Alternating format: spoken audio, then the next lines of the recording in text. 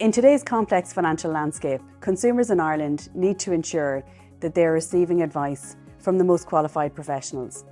The QFA, RPA, and notably the Certified Financial Planner designation are the hallmark of excellence in financial planning. Each signifies rigorous training, a steadfast commitment to ethical standards, and to continuous professional development. For somebody who is selecting a financial planner with these credentials, a consumer is entrusting their financial future to somebody who is comprehensively equipped. It is not merely about choosing a planner. It is about securing a sound and prosperous future with the guidance of a true expert.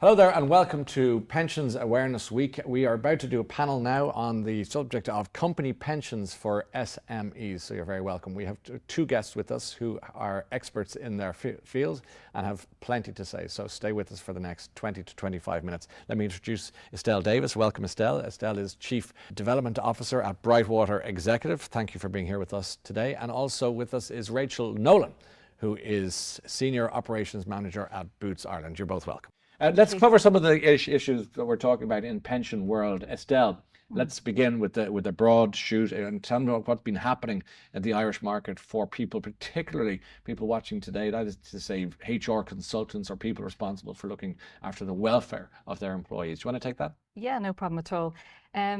We've seen, I suppose, in particular last 3 years, a huge change on the focus around kind of employee value propositions, and that absolutely coincides with pensions and other additional financial benefits as well. It's a big focus for firms, and like I suppose the crux of it is on the back of huge competition for talent and talent attraction, and also the kind of need to engage and retain. And I'm sure Rachel will absolutely hone in on that and the importance of that. Pension is definitely a strong focal point, but I suppose it's not done in isolation with a lot of the companies we work with. So there is a focus on the pension and how that's going to be constructed for their employees. Yes. But in tandem, what other financial benefits do we do to make sure we're attractive? So that's everything from health benefits, that's for kind of educational kind of support, and it could be small benefits support, in terms of small loans, and it really depends on the employee demographics of that firm. So that's fascinating. So a younger employee, say a Gen Z, if you like, or a millennial, will be looking at a new job going, will I get the following? Because another generation says, you get the pension and it's a fully pensionable post, and your parents wouldn't let you leave that job because of that. Exactly. But a younger generation are doing what? It really depends, and like there's not a blanket answer for that. Yeah, we're giving a sense of it. Yeah, no, absolutely. So I think definitely the kind of generations, the kind of X, Y, and Z, as they say, X is definitely all around kind of pension and safeguarding retirement. There's no doubt about it. Okay. But the educational piece for the younger generation, it's a lot more apparent now on the ground in terms of future proofing your investments. So you are seeing definitely that cohort of 26, 27 years of age up to maybe mid-30s wanting to understand, what are the pension contributions, wanting to engage, a good bit more with, the pension clinics or the kind of what we call the, I suppose, a lot of firms will bring in kind of the pensions experts to advise on what that means. So the question is definitely there, and we would do it as a huge tool in terms of engaging with candidates when comparing, one firm against the other. It definitely does add weight to the overall remuneration offering. Intriguing. So yeah, but it depends. Like there's different motivators, and I think what we always say with a lot of firms are coming to us in particular the last 2 years to understand independent comparatives of where they stack in the SME market. So just from a definition, SMEs for us is usually 10 to 15 million turnover, 200 to 250 staff, and that's kind of like maybe 60% of our client base.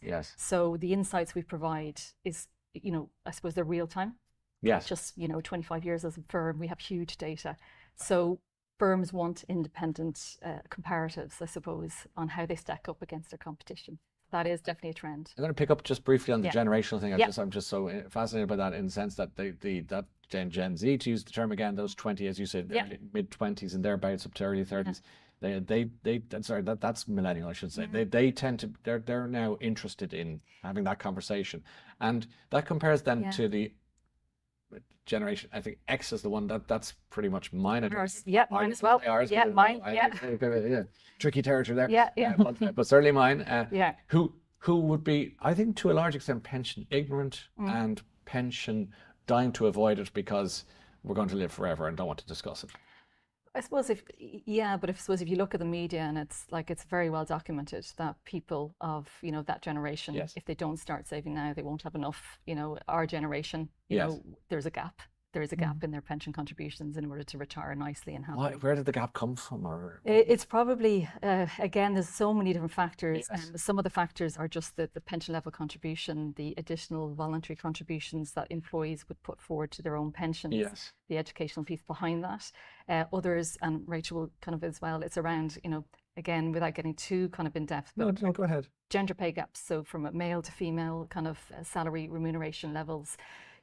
This gap is obviously thankfully slowly, it's not as broad, it's definitely kind of reducing. But closing the gap. The gap, in fact, there is a gap, but it's problematic. Yeah, and it's problematic. So, two people, 20 years working if the female might have less in their pension pot than the male because 2 or 3 maternity leaves or whatever, things like that. So there's all those anomalies. Are they being fixed, or do they slowly, like slow iceberg movement? But it's in a conversation. So to the point, those millennials are observing and hearing, and perhaps their parents or their elder siblings are on at them going, start looking at your pension. So, but it definitely is a question that candidates say, how much is the employer contributing and how much will they match if I do AVC contributions, additional voluntary contributions? It's a conversation a lot of our consultants would constantly have all the time in defining that and comparing, so it's a growing conversation, that's what I can say. It's not fixed, it's not fully there, but it's definitely going the right way. And Rachel, that's got to be a good thing, that there is a conversation, that there is communication, that there is engagement. Is that how, would you concur with what you've been hearing from Estelle? Yeah, it is an important benefit for people, and as Estelle said, there's a real demand for the right people and a competitive market out there. So the more benefits the company has, the better, and people definitely do compare and look at what they have now, look at what others are offering, and don't move too easily. They want to make sure it's the right move for them. So pension is a question quite often from candidates to understand what the pension offering is, how soon it'll kick in, what's the company contribution, how's it set up. You mentioned something really important there, which is mobility and the gig economy, and also people of the younger generation particularly seem to be more inclined to move and between jobs again. I'm not really enjoying that. And that's not a judgment or criticism, it's just an observation. It could be wrong, but certainly anecdotal. But at the same token, does a pension, your Boots Ireland, does a pension attract a potential employee? Do you feel it's definitely an added carrot, if you will, to in any given plan? You're nodding already. Yes, no, it definitely is, and a lot of candidates ask about it, and I think it depends a lot on role. So people that are in a professional role, a manager role, it's crucial for them. Maybe people who are in other roles don't think about it as much, or wait till later to think about it. But definitely for professional recruitment, it's a key question. Back to the generational thing, do you find that there's different attitudes from people, say, in their 20s and 30s versus 40s, 50s? It's really mixed, and I think it really depends on the person and where they are in their life.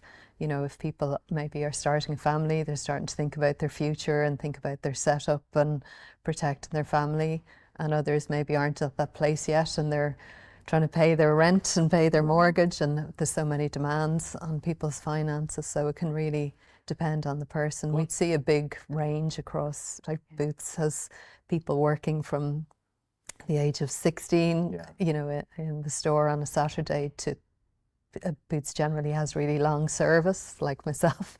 So people are there until they're 70, so we see a wide range of ages. So it is remarkable, whether you go to a hotel or a chemist or whatever it might be. I always admire a business that has very little staff turnover, because they're clearly doing something right. And I mean, I'm broadening the conversation out a little bit, but if you look after your staff well, they're not going to go anywhere. And if you're, say, for a hotel as an example, or a pub or Boots or a restaurant, you want to see the same people there. That lovely sense of familiarity that you wouldn't get, say, in London or maybe New York, what have you. So do you feel that the pension is part of that in terms of staff retention, that the pension is an important part of that? Yeah, I think absolutely. It's definitely an anchor benefit. There's no doubt about it. And then the ancillary other financial well-being products as well are really important as well. So we are seeing that kind of coming through. So if we look at different surveys, I think it's probably good to kind of even the pulse on what's important. So yeah, give us a sense of that. Yeah, and we do these kind of pulse surveys, you know, amongst you know, a lot of the candidates on our database with our clients, maybe to give you a bit of a sense around the content of the data.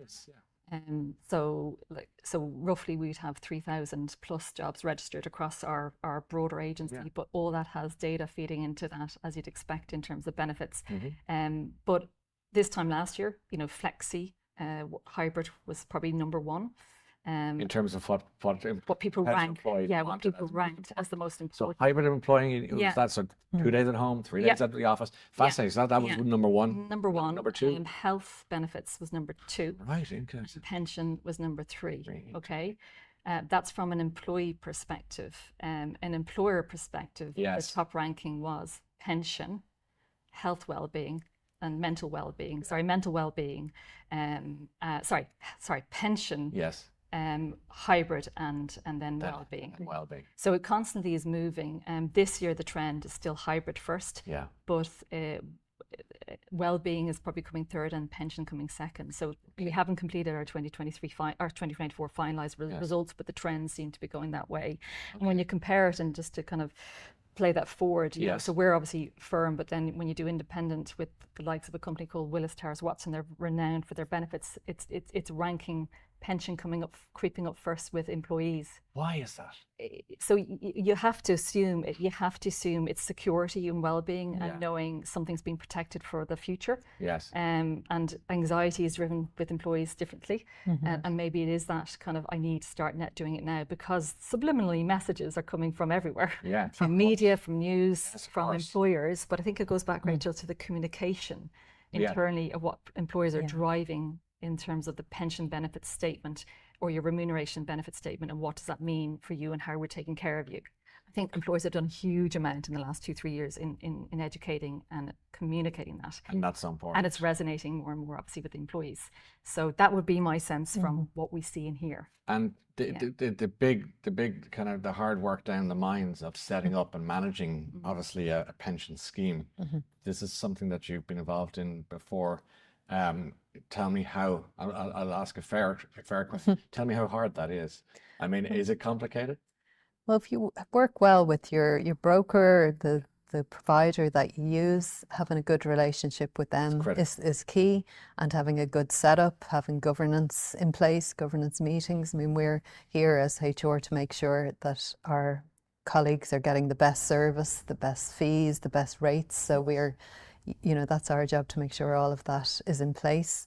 And, you know, we do a lot of communication out, and we have stores across the country, and then we have a support office. So you're trying to communicate with people who are on the shop floor every day, and then people who are sitting at a desk. So you need a variety of communication tools. Tell me, particularly for people watching who are either thinking about starting up a business or in the early days of a business, and they're facing into setting up a scheme. Should you tell them to, I mean, what advice would you give to them in terms of a lot of them are probably afraid of the bigness of it because it sounds enormous and it sounds like you've got to really mind employees and and it's another probably a headache, let's face it, but it's a very necessary one. What would you say to them in terms of maybe allaying their fears as much as anything else? Get some expert advice and get out there and look at what's out there in the market and what's right for your business and for your employees. It will depend on perhaps your demographic or the type of business you have, but there's lots of options out there, and find the right one. That's kind of why we're here today. Pensions Awareness Week. It's such an obvious mention here, but I do, because they are doing one-to-one sessions for a limited time. It's easy to navigate. I've seen it myself, so it's not a problem for people who watch this. They can go straight on there and go, okay, what's the story with this? So it's useful. But tell me about the relationship with the broker and how important that is in terms of maintenance of a scheme, and also from not going mad. You know, if you get a bad broker, now it must be an awful relationship or a lazy one. What you want to do is find the best. So how do you find the really good ones? Well, I suppose we've been lucky, so we haven't had that experience, but I suppose just doing your due diligence and being happy with your, and then, you know, we work closely with our providers on communications, because that's key, as Estelle was saying. So we use lots of different methods of communicating. Give me a so we'd have, because we've got people that work across all hours, you know, because in shops they're open different hours, they're on the shop floor. So we have webinars that we hold with our providers that people can tune into, perhaps during the day or in the evenings. We run sessions for them so they can tune in, and that's been an advantage, I suppose, of more Zoom calls and being able to do that. Or they'll come face to face, meet people out in stores or in the office. Pension advisors to make it easy for people. There's apps, lots of apps to help you engage and be able to see how your fund is performing and to be more engaged with your pension. That seems to be important. We'll be talking about later on in another webinar subject. One of the sessions talks about digitalization and how easy it is to monitor your pension, because that's got to be something. Estelle, I think some people think, yes, I have a pension, I think, or it's there, or I'm paying into it. But it's your money, and you really should be, I suppose, watching it really much more closely than I think a lot of people do. Yeah, no, I think, and listen, on the flip side, like just even from trending, like a lot of the senior appointments we do actually are hiring people that are very, very strong on these, you know, enablement of digitization of products and visuals around kind of your benefit statements. So it is really, really important. Yeah, of course. And companies in this space, you know, are putting a huge focus on it. But I think it goes down to the language. You know, at the end of the day, it can be overwhelming, and sometimes you say a lot of gobbledygook if you don't understand kind of all the financial nuances. So I think it's really, really good and very, very effective just how companies with the advisors or brokers or end pension trustee and pension managers are just really keeping it really, really clean, concise, and a really good visual. And that 1-2 pager is then followed by 30 pages, which is all regularly stuff. But it's still... That's critical, isn't it? It's that 2-pager that people like me, I'm going to say Jane Joe blogs, you know, it's really important. It's a page more than I was going to say, but yes. And that's huge. I think that's been brilliant. And that's something that I know a lot of our companies have put huge investment. A lot of our, you know, respective, like the companies we work with, the HR managers and leads, they put a huge amount of focus on being, you know, providing this to their employees. And being intelligible. I mean, I got a gift of a beautiful Vespa recently, and it came with a manual that was like the old Encyclopedia Britannica. I just wanted to know where's the plug, because it's electric, and where do I plug it into, and where's the helmet? You know, I mean, that's what I think a lot of people want. Where's the button on the app that says this is how much you have, this is how much is left in it, and this is where your contribution is coming from. That makes sense. I mean, particularly in Boots Ireland, we talk you talk about those teenagers on a Saturday, and then the people in head office at the desks, you know, with our shop floor to desk. And Estelle, you know this from placing people in different jobs. It's hard to communicate to such a diverse group working, as you say, all these different hours. But it's all about, as we've been saying, clarity. Isn't that it? Clarity of storytelling in a way. The tools that you have within your company. You know, we've an intranet, we've a benefits platform that people can use their own devices or devices in store to go on to and look at all the benefits offering that the company have. And we've got some sort of additional benefits that you can sign up for each year. That's our flexible approach that Estelle was talking about. So use that. And then it's simple things like posters, like the leaflets, the simple leaflets. We rely on our managers a lot to communicate with people in their own departments or stores as well. So it's keeping it simple, keeping it clear, engaging. And engaging as well, that's so important. And I think one point we've seen as well is, like, obviously Rachel and the team from a HR perspective are all over it, understand the day-to-days, but again we've seen a huge internal comms about the line managers, like the everyday people that have people reporting into them, to be really au fait with what we as Boots or what we as a company actually offer. So there is that kind of, because you have to promote it. The benefit doesn't all centre around kind of purely the HR team. The line, what we see is the line managers or heads of functions have to actually be au fait with what we offer, why we offer it, and what's the benefit to you. Right? So it's kind of pushing it across the businesses. It trickles down then. So that's again, anyway. That's all. I don't want to end our session without mentioning the critical area of auto enrollment, which is the buzzword of our time in pension land. Would you like to tell us what it is? I mean, or is that a trick question? We're talking about clear communication. Is it straightforward? I think it will be straightforward. We're still waiting on some final clarity, I suppose, on how it's all going to work in practice. But I think it'll be a good thing when it comes in. Some people are a little bit frightened about it or think, I don't want to have money taken off me. But, it's, as a responsible employer, we think it's the right thing to do to encourage more people to think about their future and to start saving. It'll start relatively small and build.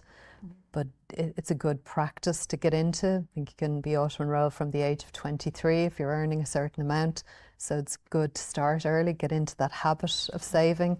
It's like, when you save, when it comes out automatically, maybe you don't notice so much. After a while, you get used to that regular saving. So you're watching it. And it'll grow and you'll see your pot grow. And how does it work in practice? Estelle, do you want to mention the auto-enrollment? Oh gosh, like in terms of practice, I suppose, the obligation from the employer, employee, like there's a set contribution. So I think it's starting at 1.5%. That's right, 1.5% from me. For that, but it's just about getting the scheme correctly set up, obviously. And the government then get involved. And the government getting involved. Legislation gets through, obviously. But I think the way they're doing it, like it's been a long time coming. So hopefully 2024-25 is going to be that. But I think the sliding scale ramp up is the right way to do it. Give people a chance, employers a chance who don't currently, have a kind of I suppose they have PRSAs, but they don't currently contribute, to pensions for their employees. That'll encourage that. Interestingly, just as a trend, when we were going through or just our surveys in the SME, there's probably around 18% of our SME clients that actually don't contribute still to the employee. Big number. Option. It's a big number, it is, but a lot of them are really small. Like when I say they're small businesses, they still pay well and have other bonus and elements, but it's just an interesting trend. So that'll be interesting just to see how they cope. Okay, you both seem quite positive about the future of pensions for businesses in Ireland, SMEs in particular. That but it also seems like a work in progress in some ways. But the next generation seem to be maybe more savvy than others. Probably. Fair to say so. I think so. I think, and maybe it's around. I think it's around the educational piece, though. I think, and when you think about how they access information, that generation is all digital apps, phones, and I suppose that subliminal communication is probably resonating a lot faster than maybe other forms. They're not waiting for something to post. But I think companies, employers are absolutely putting a huge focus on it. Okay. That's where we're going to leave it for now. Thank you so much to Estelle Davis from Brightwater and also to Rachel Nolan from Boots Ireland. Appreciate your time today. Very nice to see you both. Hopefully lots of people watching got plenty of advice and directions of where to go when it comes to the whole world of pensions, particularly with regards to SMEs. All right, and that's where we leave it for the panel now, but we have so much more. Stay with us and we look forward to your company very shortly.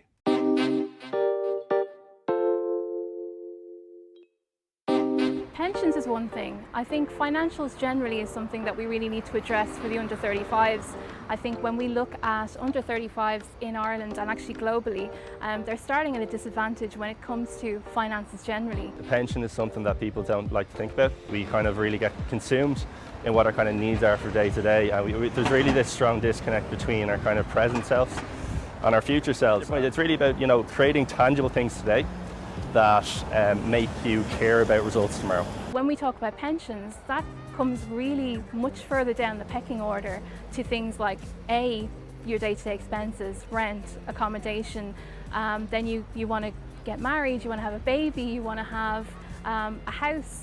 And then you might start thinking about your pensions. The gender pay gap is a huge challenge at the moment because it's not that it's just happened, it's always quite been there, but it's far more transparent now, and it's in the marketplace. So companies are looking at, you know, and really being made to answer as to why it's happening and how can we really resolve the systemic challenge of the gender pay gap. I think one of the challenges is the ability for employers to offer their staff low cost, high quality advice and get good engagement across their workforce. Pensions aren't working for people in Ireland. Whether it's regular people trying to get a grip on their financial future, companies worried about provision for their staff, or government with a long-term funding problem, it's clear that we need to change something. We've launched Pensions Awareness Week to change the conversation about pensions in Ireland. We're bringing together experts from outside the industry to offer fresh perspectives from a behavioural science perspective, from the angle of gender equality, and from youth marketing about how this topic can be communicated to young people. We want to gather those insights and offer new ways to engage people with pensions in Ireland and help them think about their financial future.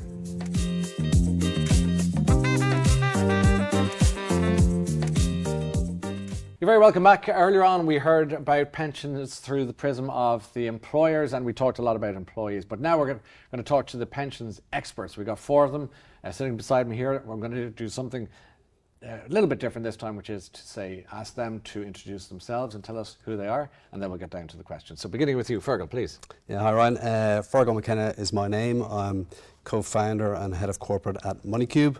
We're an online pensions and investments company, and we help individuals and companies put pensions in place. Perfect. Claire, welcome. Hi Ryan. I'm Claire Parsons, and I'm a corporate pensions consultant with New Ireland Assurance. I've worked there for about 25 years, and I look after employer-sponsored pension schemes. I look after the interests of the members and the trustees. Lovely. Neville. I'm Neville Maxwell. I work with New Ireland Assurance, and I'm the Master Trust Pensions Manager with that company. So we've been developing an online platform for the Master Trust Pensions market over the last 2 years, and I've worked in the industry for about 20. Perfect, thank you. Neville. And Jerry, finally. I'm Jerry Moriarty. I'm CEO of the Irish Association of Pension Funds. We're the representative body for pension schemes in Ireland. Spent a lot of time talking to governments and regulators on behalf of pension funds, but also a lot of work helping educate trustees who have the legal responsibility for running pension funds and making sure people get paid their pensions. Terrific. We have so much expertise here. It's perfect. So for the next few minutes, let's get straight down to business. Feargal, where are we at, would you say, in this country on the pension world? I think for individuals, pensions still conjures up that fear or complexity or concerns with, what do I do, where do I turn to? And I think, there's a bit of a double impact with pensions. It's both complex and it's dull. If it were one of those, we'd have half a chance, but it's not, it's both. And I think that the language, which is improving, but the language traditionally has been quite difficult for people to understand around pensions, and the sector as a whole need to put their hands up and kind of go, well, we could do better, and I think we are. Bit convoluted, is that what you're talking about? Yeah, I think the way the information disseminates down to individuals and through the employer to members or employees that want to join a pension scheme, it's just very difficult. But it is improving, thankfully. I think the outlook for pensions is unfortunately a little bit more change. So we've had quite a bit of regulatory change over the last 12 to 18 months. And that has impacted different products into the market, and it's created noise around what people and companies should do. And we have the equivalent of the Housing for All coming down the track, which is auto-enrolment, which is something to be applauded in terms of what it's trying to do, but it is nonetheless more change and causes a bit of confusion. Okay, lots to talk about there. Claire, let's talk a little bit about increased awareness about pension options and benefits influencing employees' long-term financial planning and retirement preparedness. That in itself is a mouthful, but break that down for us in human speak and tell me what we're talking about here. Yeah, I suppose what we're trying to do is kind of simplify the message. Like we know that overcomplicated jargon just makes it very difficult for employers to get across the importance, for example, of funding through the pension scheme. So we're trying to simplify that through communications, through just very concise material, different ways of doing it, maybe through webinars, through video. You know, it's all about just trying to make it easy for everybody to understand. And we find when we go in and run workshops, that works. Together with, you know, the digital side of things, with the videos, but it's also important to have the kind of the human touch, and the one-to-ones and the kind of like I suppose interactive workshops really. Yeah, because we were talking a bit earlier on about the different generations, and you know, one generation want a leaflet, and a poster, and another wants something on YouTube, and another wants it on TikTok. So you've got a fight in your hands for in the communications war. But at the same time, those challenges must be kind of exciting. Yeah, and I suppose that's it. It's know your audience, and Neville will touch on a bit of the digital side of things as well. Yeah, of course. But it's trying to kind of have you know, target-driven approach, so that you're actually going to, you know, target a certain maybe age cohort or gender, depending on what it is, to just make sure that you hit the right note. And it is a case that some people don't want to log in; they want to sit down and talk to you. Yes. And you know, that's where we would kind of say, well, you need the advisor approach for that. Yeah. And then for the younger people, they don't want to talk to you. They want to be able to log in, have a look at a video. How can we do it? And you know, they don't want a human being. It's like the banks that have kind of shrunk, and now you might have half a person, a bit of a machine, corner of an office in the village. I'm speaking from personal experience, where sometimes I'm tearing my hair out because I've been on hold for an hour and a half, which feels like dog years, and I just want to talk to a human and get done with it. And I'm sure I'm not the only one. I'm sure it's not just for people who are 50 or over. So, you know, my daughters will only want to talk to deal with their phone, I'm sure, but, you know, it differs. Yeah, like I'll give an example. Say even the other day I was running a pensions workshop, and at the end we did a series of presentations and then some one-to-one sessions. And one of the ladies said, I've been here for 14 years, Claire. I so regret not joining, but having the opportunity to sit down and talk to you. Yeah. I'm in. Great, you know, great. Yeah, it was 14 years. Human that's contact. Not good, but she wanted to hear it. She got there. Yeah, she got Isn't that the key to it? I mean, now I'll come back to it, Feargal, because with Neville I want to talk about, as we talk about digitisation, and what does that mean in practice and how's it working? In reality, if you look at businesses in Ireland today, everything they do is on a digital platform. How we bank, how we pay for things, how we buy things. COVID fast-tracked us all. For sure. I think no matter what age you were, you yeah. suddenly had to learn how to buy things and engage digitally. So what we see as the best way to run pension schemes is to get people to join easily. That's the first thing. Make it an easy thing for both the employer and the employees to actually become a member of the pension scheme. Good. So that lady that Claire talked about, if it was an easy process for her to join 13 or 14 years ago, instead of the way our industry has been, which is very paper-based, labour-intensive, it's modernised it. So that's what digitalisation effectively has done. And what we've seen in our experience over the last number of years is we're seeing much higher numbers of employers engaging. And you know, you've heard from employers earlier on, what they have said is they want it to be simple and easy to have a pension scheme. It's a benefit that they want to give to their employees, and it has to be simple to implement. The other thing is to track how your pension's going. And I think in a paper world, that was much harder than it would be in a digital world. I mean, we spoke before we came on air about how you can find out through an app on your phone exactly where your money's going, exactly where it's being invested, exactly what your pension is worth, exactly what it could be worth. In other words, like if you're going to watch a movie on Netflix or whatever it might be, that's where you go. So it's simple. Things have changed, but and it should be simple. But it hasn't been for a long time. For a long time, yes. Our industry has been old world. It's fusty. It's correct. Yeah, so excuse the word, but Feargal's dying to get in here. No, I'm just saying, it is for individuals and for employees. It's intangible. It's too far away. That's right. It becomes more transparent with the digital tools, and it becomes much more like the app in your pocket where you can check on things.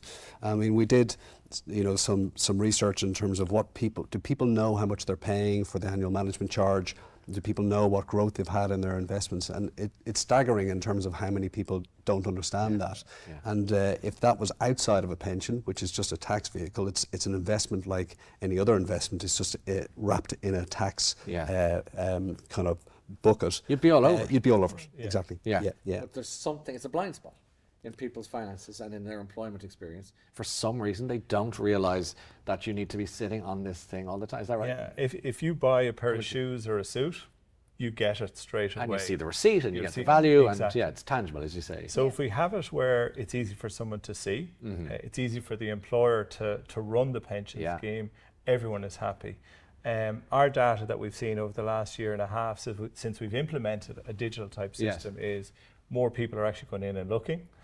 More people are increasing their contribution rates because they can see that if they don't, and that is in a time when we've had issues around cost of living, etc. People are saying that I do need to make a decision now to prepare for the future. They're thinking a little bit, they're crystal balling. Correct. And they reckon it's time, regardless of what their circumstances might be now, they know that in the future they need to have some sort of comfort. Exactly. And I think it's so they can see it now. So that's visibility. Visibility. So if you now decide to increase your contributions, you can there and then, not waiting for paper statement and 3 weeks time or through a broker and somebody else. But you actually go in and you use your projection tool online, and you can have a look and say, well, if I sacrifice this now, that's for the greater Okay, so good. it's immediate. I mean, who would have thought, even in banking all the years ago, that you can send your daughter €10 on Revolut or split a bill if you're out, so simply, it is quite remarkable. That's changed everything. Jerry, before we get to auto enrolment and that whole system that's the talk of the town,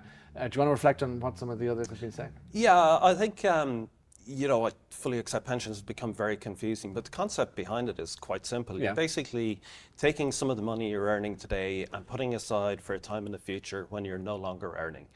Most people will be retired for 20, 25 years if you retire in your mid-60s, because that's what average life expectancy is.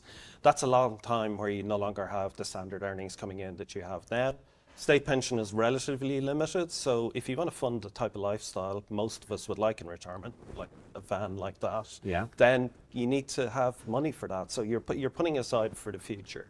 A lot of the language is regulatory driven. We say things because you're forced to say it in that way, and I think there's a piece on. There is an awful lot of industry jargon as well, which we have to work through ourselves. But I think there's a piece on regulation as well to think about why you're communicating something and how it can get communicated. Okay.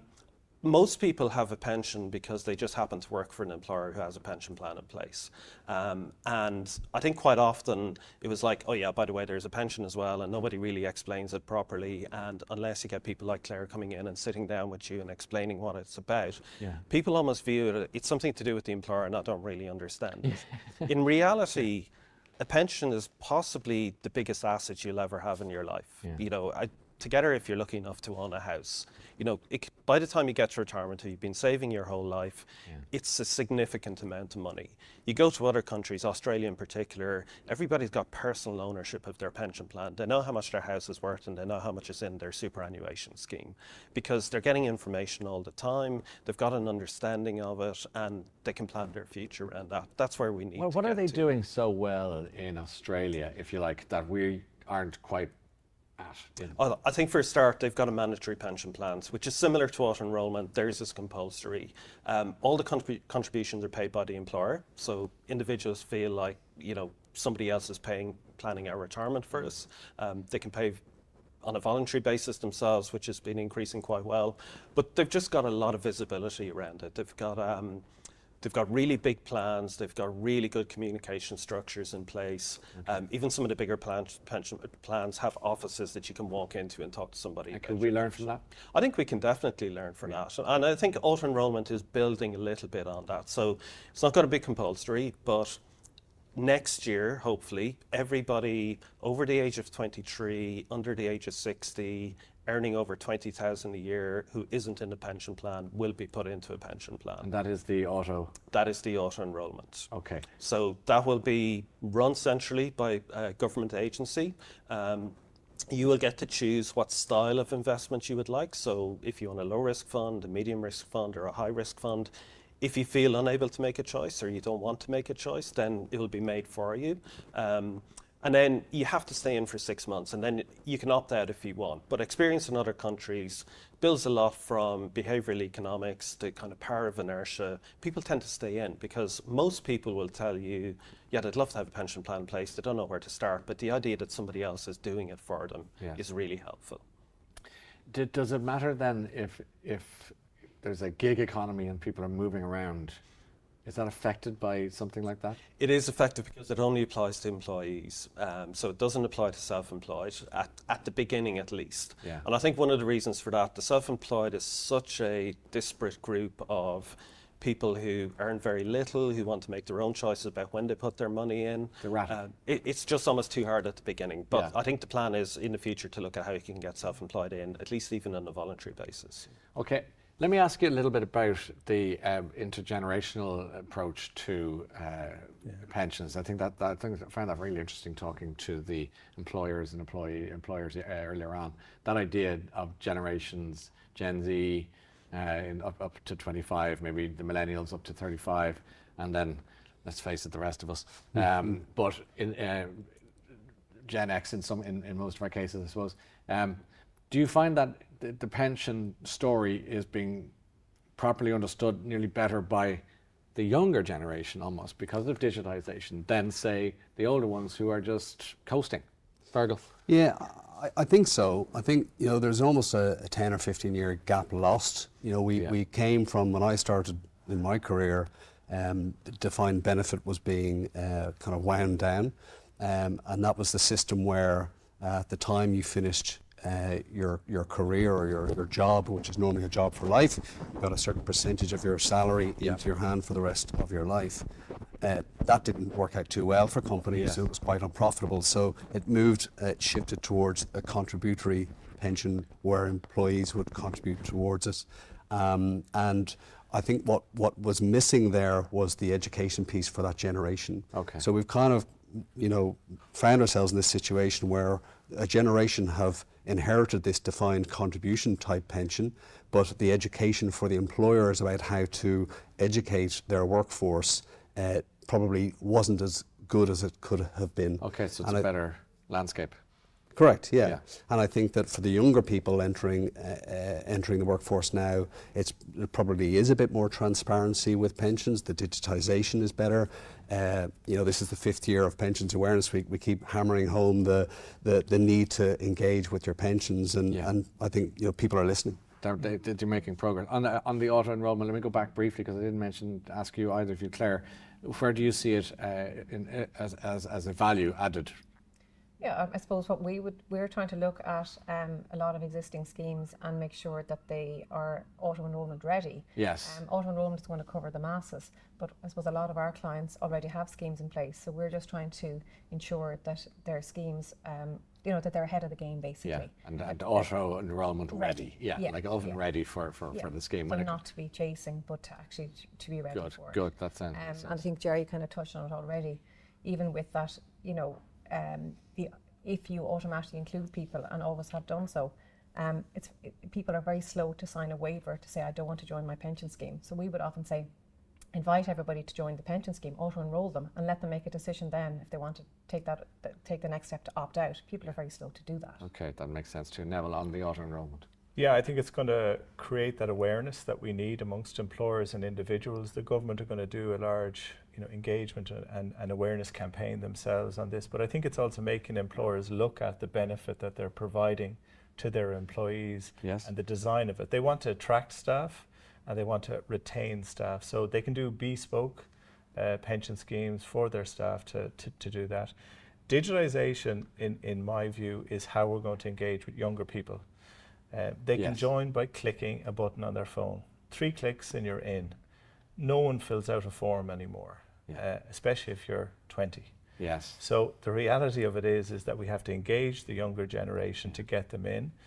I do feel through all the age brackets where we are digital savvy, but the advice people layered on top of that will make sure that it's a good journey for most people. Great. So that's a really good point in the sense that it's that you've got to get that magic blend and be in that golden place of ease of access and comprehension of information. So communication is key. So when we communicate out, the way we look at it is how you communicate to a 25-year-old is totally different to a 55-year-old. Of course.